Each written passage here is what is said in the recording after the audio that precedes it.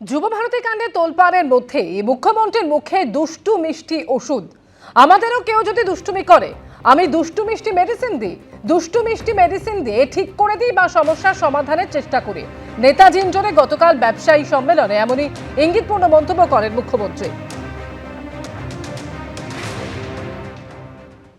আমাদেরও কেউ যদি দুষ্টুমি করে আমি তাকে দুষ্টু মিষ্টি মেডিসিন দিয়ে আমি কিন্তু প্রবলেমটা সলভ করে দিই, চেষ্টা করি অন্তত।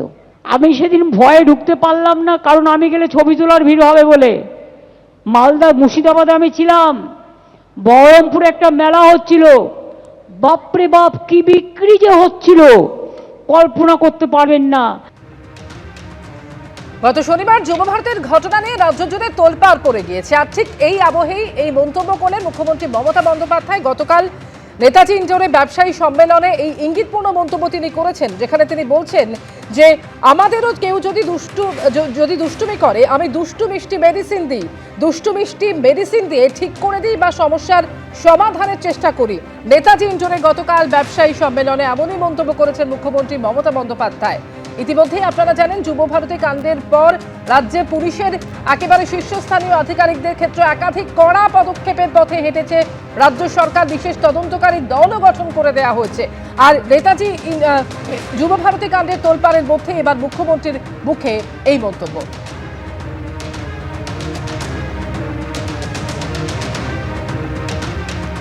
আমাদেরও কেউ যদি দুষ্টুমি করে আমি দুষ্টু মিষ্টি মেডিসিন দিই, দুষ্টু মিষ্টি মেডিসিন দিয়ে ঠিক করে দিই বা সমস্যার সমাধানের চেষ্টা করি। নেতাজি ইন্ডোরে গতকাল ব্যবসায়ী সম্মেলনে এমনই ইঙ্গিতপূর্ণ মন্তব্য করেছেন মুখ্যমন্ত্রী মমতা বন্দ্যোপাধ্যায়।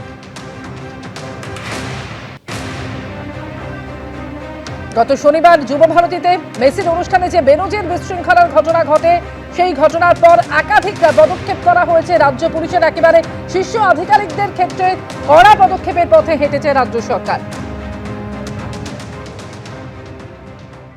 যুবভারতীতে চরম বিশৃঙ্খলা নিয়ে এবার কড়া বার্তা দিলেন অভিষেক বন্দ্যোপাধ্যায়। তিনি বললেন যে বেশি উৎসাহী হয়ে আধিক্যেতামি জবাবদিহি করতে হবে।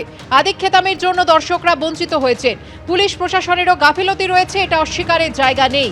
কয়েকজনের আচার আচরণে পশ্চিমবঙ্গের মাথা হেঁট হয়েছে। যুবভারতীতে মেসির অনুষ্ঠানে বিশৃঙ্খলা নিয়ে মুখ খুললেন অভিষেক বন্দ্যোপাধ্যায়।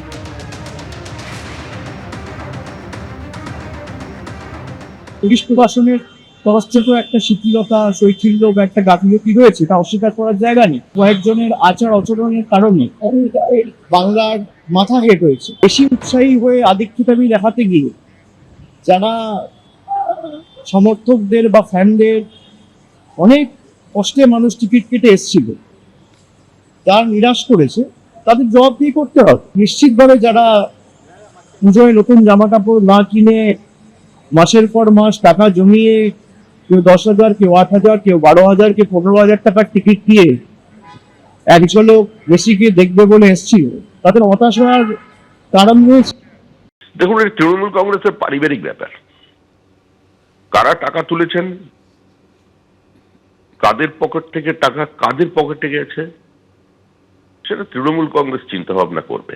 এটা একটা প্রাতিষ্ঠানিক লুট ছিল এবং সেটা সর্বোচ্চ নেতৃবৃন্দের অনুমোদনই হয়েছে। উনি যাদের জন্য সহমর্মিতা প্রকাশ করছেন তাদেরই তো গ্রেপ্তার করে 7 দিনের জেল হাজতে পাঠানো হয়েছে। শিক্ষিত ছেলে, চাকরি করে ভালো সংস্থায়, মাঠে গিয়েছিল, কিছুক্ষণ পরে পুলিশ তাদের গ্রেপ্তার করলো। তাদের মুক্তি দিক। এই ধরনের কাউকে শোকজ, কাউকে দিয়ে একটা আবেগতাড়িত পদত্যাগপত্র, এসব দেখে দেখে মানুষ ক্লান্ত। তৃণমূল কংগ্রেসের অভিনয় মানুষ অন্তত 1 দশকের বেশি সময় ধরে দেখলো, এবার যাবার সময় হয়েছে। এবিপি আনন্দ, এগিয়ে থাকে, এগিয়ে রাখে।